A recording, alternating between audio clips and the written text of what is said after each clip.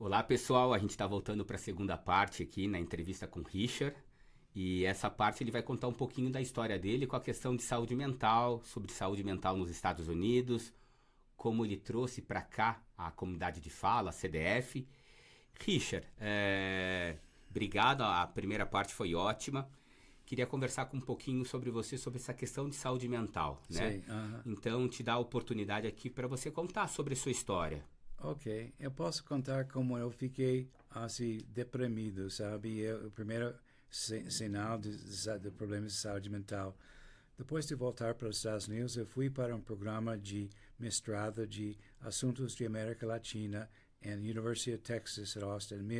Minha namorada baiana veio comigo e nós ficamos lá um semestre.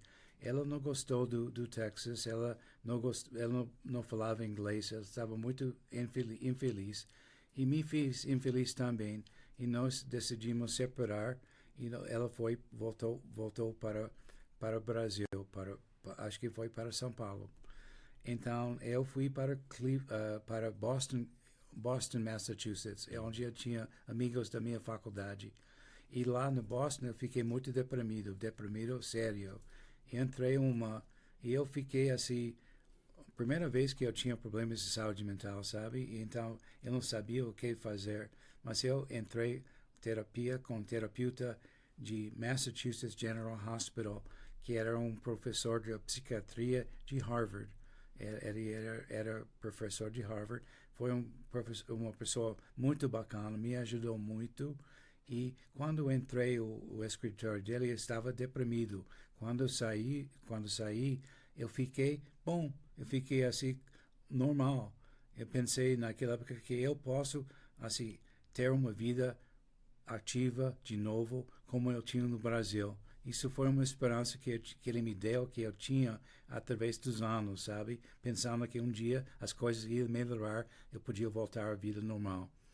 Bom, eu fiquei com ele 4 anos.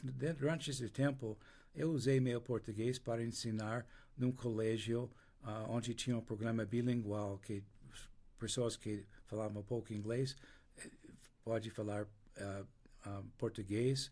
Foi meninos de azorianos. Então, eu ensinei lá durante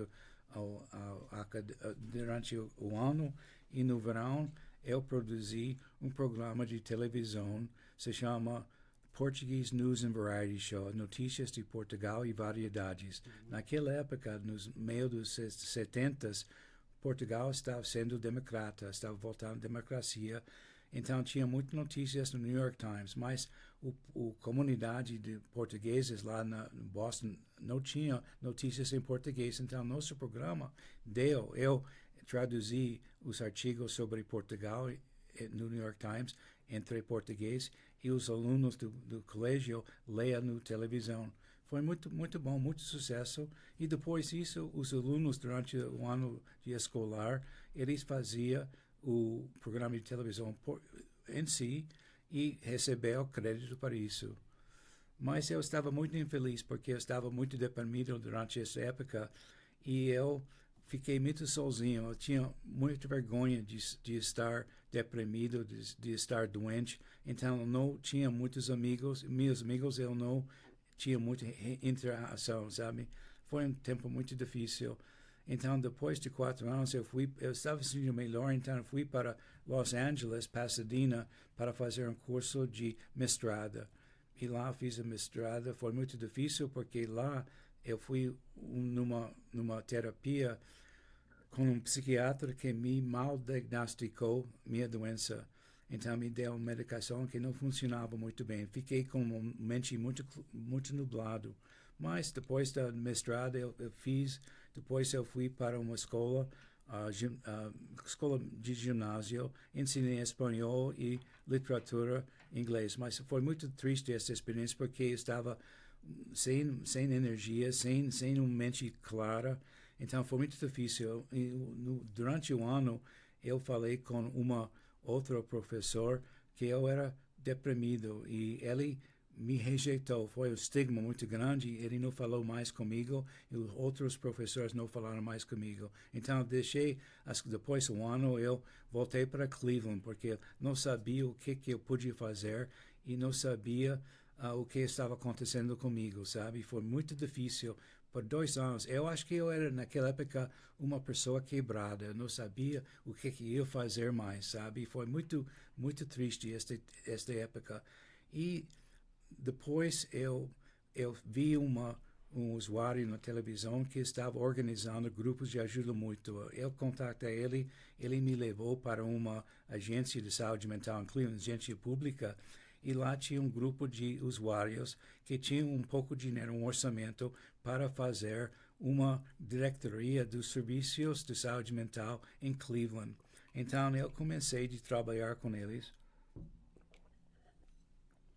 E uma socióloga da agência, uma pessoa japonesa, de origem japonesa, Mieko Smith, me olhou e disse que você está fazendo esse trabalho muito bem, porque você não vem na agência e você faz o trabalho quando você quiser, quando você está sentindo bem. Então, ela me deu uma mesa, me deu uma máquina de datilografia, me deu um telefone, me deu assistência clínica, e eu ia lá quando eu sentia bem, 1 hora, 2 horas. Ainda estou meio doente a maioria do tempo. Então, quando eu estava lá sentado trabalhando, eu estava usando minhas habilidades como jornalista. Isso me deu muito bem. Eu resgatei minha confiança, fiquei muito bem fazendo o trabalho. E todo dia que estava lá, o Mieko passava minha mesa dizendo: está ok, está precisando de alguma coisa. Estava me tratando com muito respeito, com muito carinho também, sabe? E na hora de almoço, ela ou o grupo, uma pessoa do time dela passava e convidava para ir fazer almoço com eles. Mas naquela época ainda a minha confiança não foi muito boa, então eu rejeitei isso.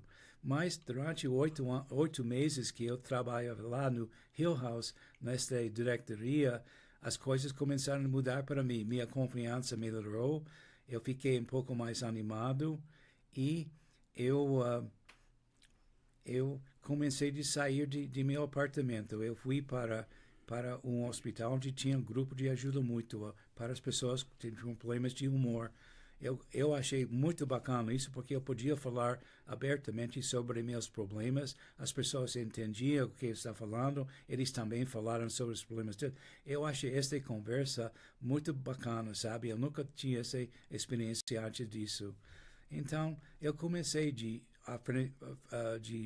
assistir a esse grupo de ajuda mútua, e uma pessoa lá me recomendou que ir a uma comunidade espiritual, se chama The Unitarian Society of Cleveland. Eu comecei a ir lá, e lá eu fiz alguma amizade com um psicólogo e sua esposa. E sua esposa, que era uma pessoa, um assistente social muito bacana, muito inovador, me convidou a falar minha história para a igreja, para a comunidade, com mais 2 pessoas que também tinham transtorno mental. Então eu concordei, mas eu fiquei muito nervoso, porque eu sabia do estigma e eu pensava que as pessoas me rejeitariam se eles conheciam minha história de doença e um pouco de recuperação. Então o dia veio, eu dei minha história e os outros 2 rapazes deram a história deles, e a minha surpresa, as pessoas da comunidade fizeram uma fila no meio da igreja e por me veio agradecendo minha história e saquia minha mão. Como se diz isso, Caio? Cumprimentar, você diz? Sacudindo a mão? Sacudindo a mão, me cumprimentando. Então eu fiquei muito normal, fiquei muito feliz que eles sabiam de minha história e me aceitaram. Não, e que ótimo, né, Richard, você falando sobre isso, né? A gente vai falar da comunidade de fala, dessa questão do suporte de pares, né? De você ter um grupo de ajuda mútua. Sim. Né? A gente sabe que em alguns CAPs aqui pelo Brasil, em algumas associações, isso existe. E muito interessante essa profissional oriental que te deu uma oportunidade, te deixou à vontade no trabalho. Eu acho que essas pessoas são fundamentais, porque sempre o retorno depois de um afastamento, depois de uma reclusa que a gente tem, é complicado.